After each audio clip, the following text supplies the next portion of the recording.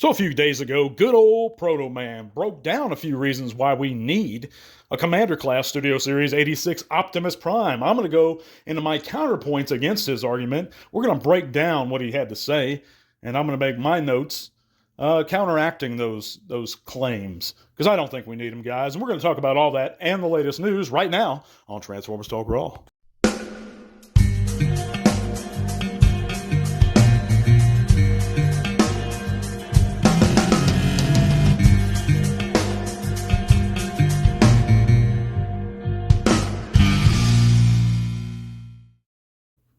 So that's right, folks. Protoman of the Transformers Slack podcast, who I have pretty good amount of respect for. The guy's he's spoken up against the thieves for quite a while now. He's one of the first to do so.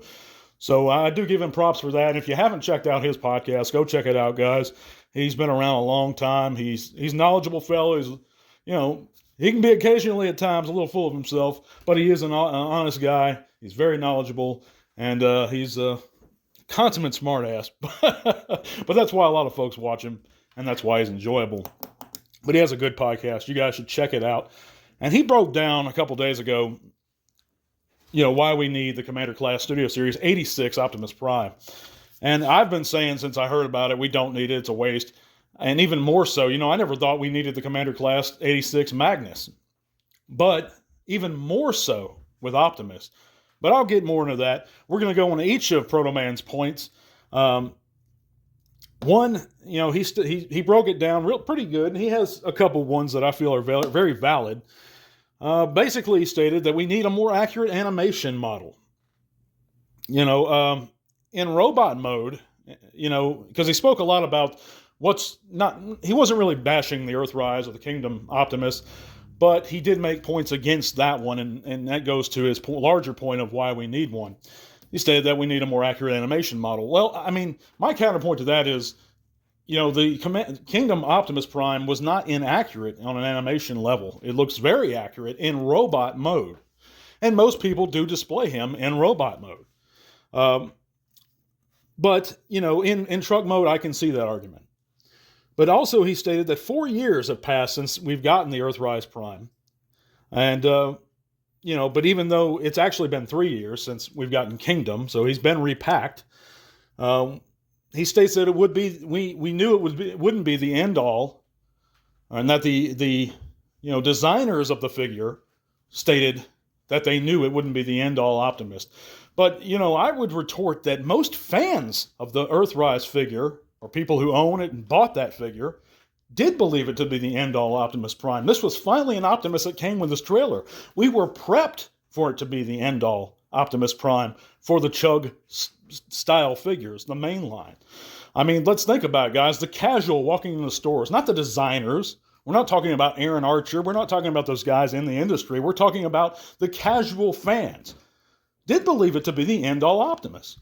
He was packaged with his trailer in perfect scale, and he looked to be, at the time, the most screen-accurate Optimus there was. That's why everyone and their mama bought him. So I think that's really not true. But he goes on to state that a few of the joints weren't painted, the elbows and inside the legs, so in that way he could be more animation accurate in robot mode. Now that's to me, that's a really big stretch, guys, because the elbow joints and inside the leg, sure, it could have been, more painted a little better. But again, they were operating on a concise budget for what they could do, as far as the trailer goes and as far as the figure goes. For what it was, and at the price point they offered it to us, he absolutely was fine to me. But he also mentions that the air, let's see here, I gotta look at my notes. The air stacks, or the canisters on the side of his legs, they're not painted either. Air filter cans.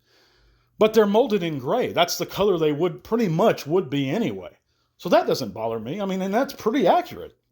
They're either silver or gray, right? Or white. It's close enough. If it bothers you that much, throw a little white on there.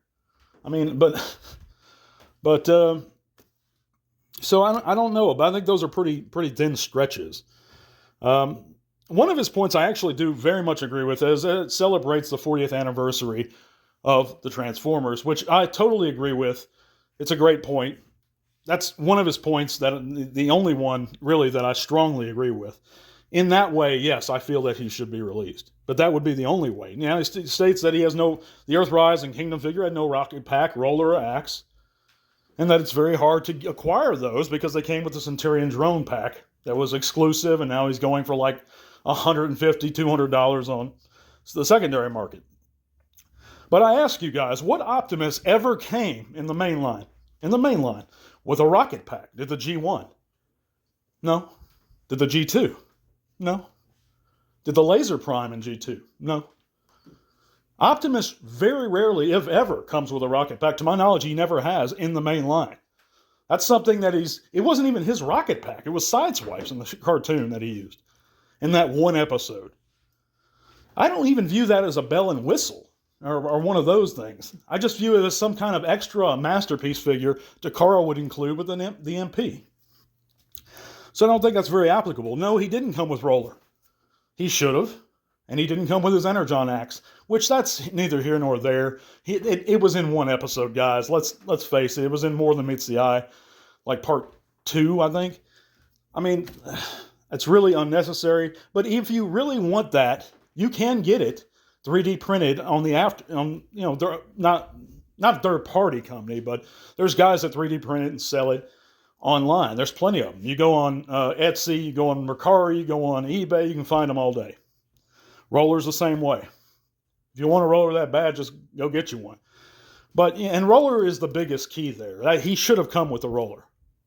But that's about it. I mean, but he states that the trailer was unpainted inside. Well, of course it's unpainted. I mean, the original trailer was unpainted inside too. It had stickers. But very rarely in the main line does Takara Hasbro paint Optimus's trailer on the inside. Again, they never have. Now, if you want stickers or detail in there, you can paint them. Should you have to? No, but I mean, we got Optimus in the main line for $50 with a trailer. They were doing what they could. And besides, who displays Optimus like that? No one displays Optimus Prime with his trailer open. You either display him in truck mode with the trailer attached, or you display him in robot mode. I don't know why it bothers some folks that it's gray plastic on the inside. It's ridiculous. But he states that more articulation is needed. Well, my answer to that is why? Why do we need more articulation? The Kingdom Optimus Prime, he does like the full Van Damme. He has everything but an elbow joint. Why do we need an elbow? He's not Spider-Man. We can get him in any pose he ever did in the movie. What pose can we not get him in? I don't see that argument. So there's a lot of points that Protoman made that I just can't agree with him there. But I do think at the end of the day, if you're comfortable, and this is my thing, is if you're comfortable paying that premium price, and we're talking anywhere from $80 to $120, depending on when, where, and how you buy them, which to me, $80 is too much. But $120 is really too much. So he probably averages out about $100 for most people. But you're talking about struggling to find him. I mean, it's just a lot of money to begin with. And for what? Commander classes are just getting smaller and smaller, guys. And why? They started out as a really great idea to introduce larger characters that weren't Titan-sized into the line.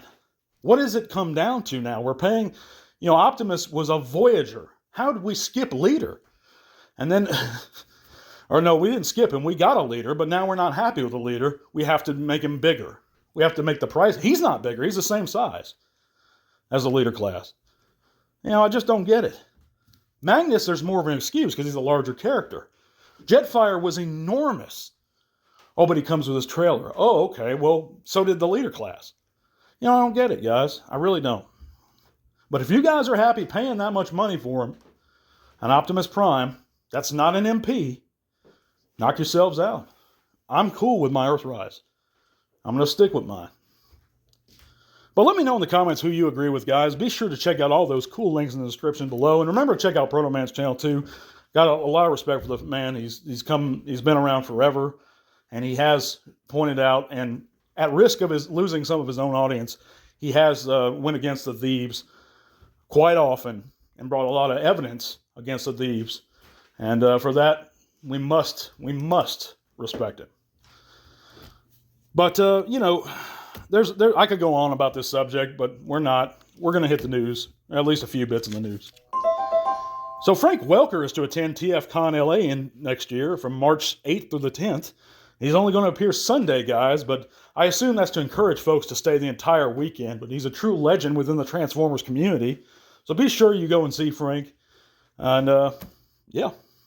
But also, Legacy United Leader Class Tigerhawk photos are in hand, or we have in-hand pictures of him. He looks really good. I really wish he had the chrome. I know that's hard to do these days, but he does look good for what he is. If you're excited for him, he'll be out real soon. We also have the 3-0 Deluxe Rise of the Beast Mirage prototype pics, or at least I got one picture here, and he looks really good. He actually looks fantastic. A spitting image of himself from the film. I'm really impressed with these 3-0 figures. But yeah, I'm going to wrap it up here, guys. I hope you guys have had a great work week, and you have a great weekend ahead. Be sure to hit that like button if you enjoy the content, and subscribe. God bless you guys, and to all are one. This podcast is made possible thanks to the support of great people like you. Thank you.